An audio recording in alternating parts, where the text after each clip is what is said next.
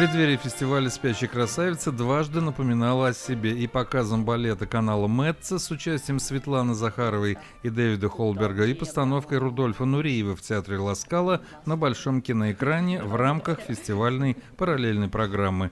Там ведущие партии танцевали Полина Семенова и Тимофей Андреященко. Художник новой версии Анатолий Нежный, сотрудничающий с театром имени Джалили, начиная с 90-х годов прошлого века, уверен, что не все могут выдержать испытание красотой. К нему возвращаются периодически театры, причем театры не все, а только те театры, которые могут себе позволить. Это и по составу труппы, и по возможностям производства декораций и оркестра. Соответственно, Казанский театр входит в этот состав. В 2021 году Дягилев попробовал раскусить этот орешек, непростой, что ему обошлось довольно дорого. Премьера «Спящей красавицы» в Лондоне. Это как раз ровно было 100 лет назад. Владимир Яковлев укрупнил ряд мизансцен, изменив и некую амплитуду поведения героев разного толка, так и добавив акценты в сюжетную линию. Волк и Красная Шапочка создают миниатюрный шедевр, а фея Карабос предстает элегантной дамой, а не злобной старухой, обиженной на то, что ее не позвали на бал в честь Кристин, принцессы Авроры. Ты как-то окунаешься в этот мир волшебства, вот этой сказки, которой мало, наверное, сейчас в наше время вообще.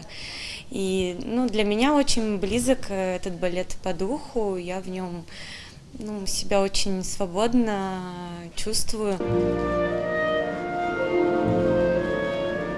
У каждого персонажа своя выстроенная линия, от Мариуса Петипа и современных перипетий видения имперского хрестоматийного материала, рассматриваемого на Западе как сделанный с пиететом музейной конструкция. Эталон соблюдается во всем. Артисты носят парики, выбеливают лица, как в эпоху Людовика XIV, и даже смотрят по-другому. Как обычно всегда бывает, в них жарко, в париках сразу же. Потом приходится снять, потом опять одеть. Если вернуться к помпезности «Спящей красавицы», то напомню, что раньше она шла в течение 5 часов. Сейчас время сокращено, но количество роскоши, если можно так выразиться, зашкаливает. Это и 300 костюмов, более 60 париков и ткань, которая вышивалась и оформлялась вручную.